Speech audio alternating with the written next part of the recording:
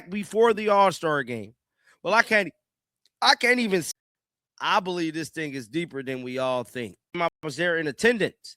Now, everybody was saying she got. Nobody gonna tell y'all that, hey, we jacked up. She was never benched. Ain't nobody gonna come on here and say that. This game to do to the coach for the Fever and their French is like Caitlin Clark heaven. The love, the right now. Let me know if you guys will be checking out tonight's game. I will watch this one. If it start off boring, I might go to Minnesota. I might come to, I don't know, Dallas. I don't know. But let me know.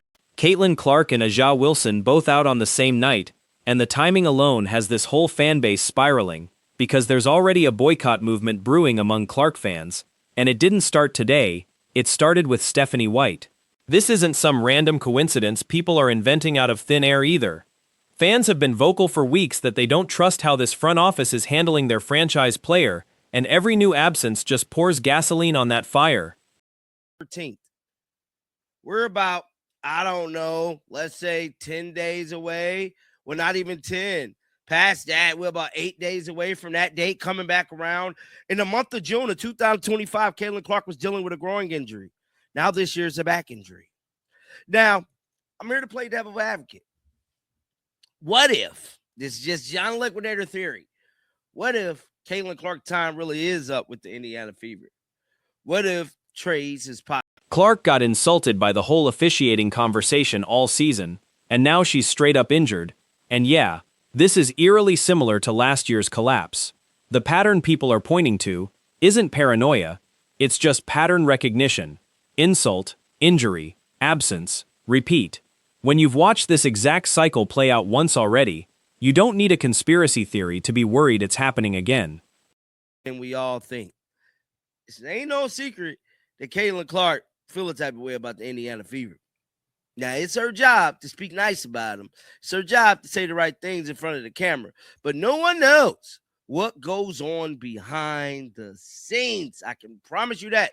I don't know. You don't know. They don't know. No, nobody know. Don't nobody know nothing what's going on behind the scenes in regards to Caitlin Clark and the Indiana Fever. Now, the status report came out yesterday for tomorrow's game, which is today at the Las Vegas Aces. Caitlin Clark is out with what?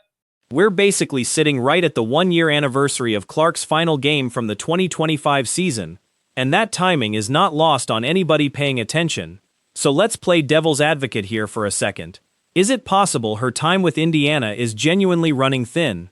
I'm not saying it's confirmed. I'm saying the theory exists for a reason, and dismissing it outright ignores how much tension has built up around this exact roster all season. And we all think. It ain't no secret that Caitlin Clark feel the type of way about the Indiana Fever. Now, it's her job to speak nice about them. It's her job to say the right things in front of the camera. But no one knows what goes on behind the scenes. I can promise you that.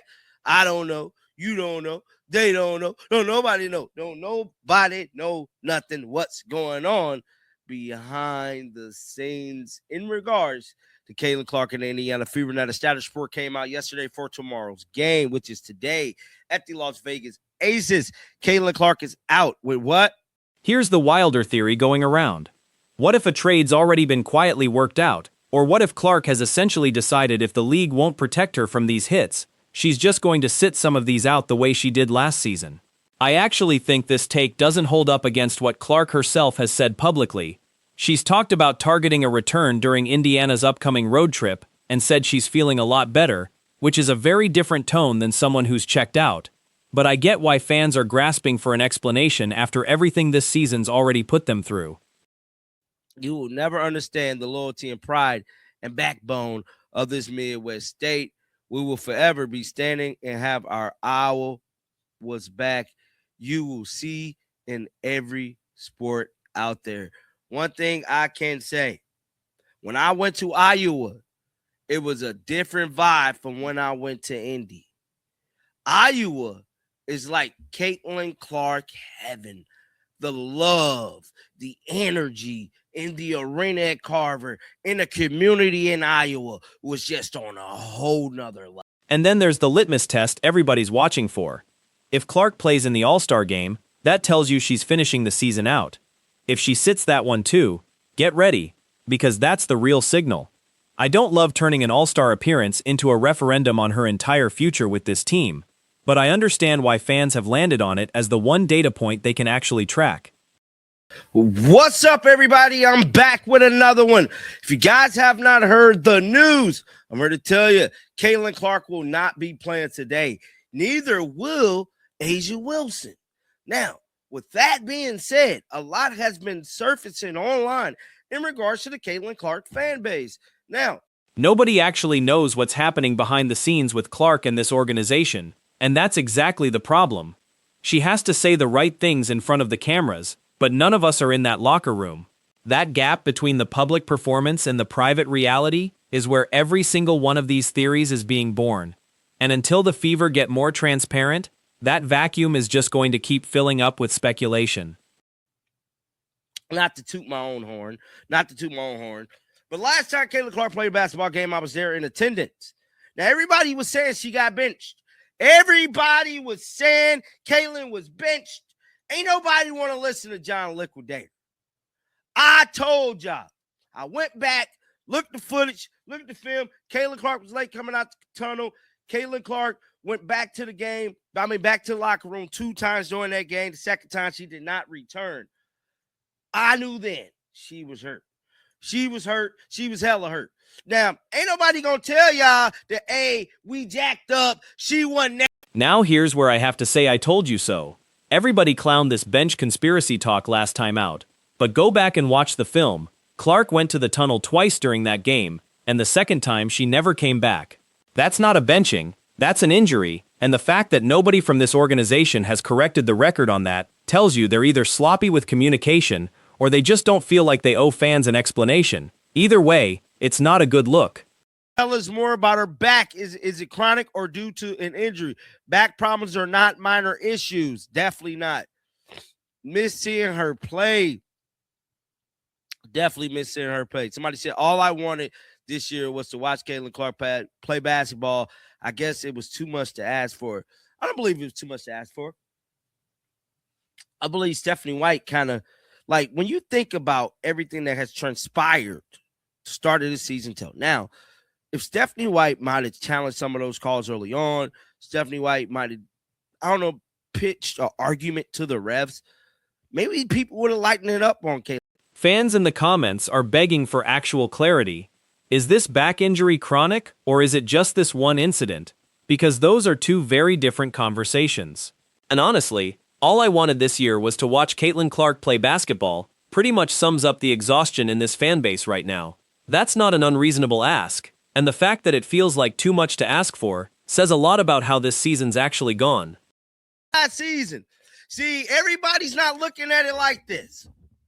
Now I'm really starting to focus my antennas on everything. And everything being, Caitlin Clark played her last game in 2025, July 13th. We're about, I don't know, let's say 10 days away. Well, not even 10. Past that. This is the take that's been gaining traction all season. If Stephanie White had pushed back harder on the officiating early, challenged more calls, actually advocated for her star player in real time instead of after the fact, maybe Clark isn't absorbing this many hits in the first place. Coach White's post-game comments about consistency in the officiating are real, and she's said them publicly, but there's a fair question here about whether that frustration should have been voiced louder, sooner, and directly at the refs instead of the media. Miss seeing her play. Definitely miss seeing her play. Somebody said, all I wanted this year was to watch Caitlin Clark play basketball. I guess it was too much to ask for. I don't believe it was too much to ask for. I believe Stephanie White kind of, like, when you think about everything that has transpired started this season till now. Some of these fan comments are brutal. I'm out. Won't be watching this game. And it's on the coach for the Fever and this franchise. That kind of loyalty/frustration combo is exactly what's fueling this boycott energy. And whether you agree with it or not, it's real sentiment from a fan base that feels like their star isn't being protected. We'll finish out the season. If Caitlin Clark do not play in the All-Star game, now this is just a theory. This is my theory. If she don't play in the All-Star game, get ready. Get ready. I'm telling you what I know. Get ready. Now, with that being said, let's head on over to X. Check out some. The Iowa versus Indianapolis comparison here is honestly one of the more interesting takes in this whole video. Iowa is described as Caitlin Clark heaven, this whole other level energy, while Indy comes across as a city that adopted her but loves the Fever and Stephanie White just as much. That distinction matters, because it tells you this fan base's loyalty isn't unconditional the way people assume. There's real tension between we love Caitlin and we're an Indiana sports town first. Just do what I did last year. I'll just not play. Now, if she play in the All-Star game or come back before the All-Star game, well, I can't even say if she come back, because she might come back before the All-Star game. But if she plays in the All-Star game, then I will know definitively that Caitlin Clark will finish out the season. If Caitlin Clark do not play in the All-Star game, now this is just a theory. This is my theory. If she don't play in the All-Star game. And then you've got this comment nailing the actual basketball complaint, that Coach White's post-game outrage doesn't excuse leaving her star player exposed to unnecessary physical punishment on the court, game after game. Add in the fact that Aja Wilson is also out with an ankle injury on the exact same night, and yeah, it does look a little spooky having both of the league's biggest stars sidelined at once. Even if, more likely than not, that's just really bad timing colliding with a fan base that's already primed to see conspiracy everywhere. It's taking a stand to where, you know what? Y'all don't want to challenge my fouls. Y'all don't want to challenge my plays. Another year, I'll just do what I did last year. I'll just not play. Now, if she play in the All-Star game or come back before the All-Star game, well, I can't even say if she come back, because she might come back before the All-Star game. But if she plays in the All-Star game, then I will know definitively that Caitlin Clark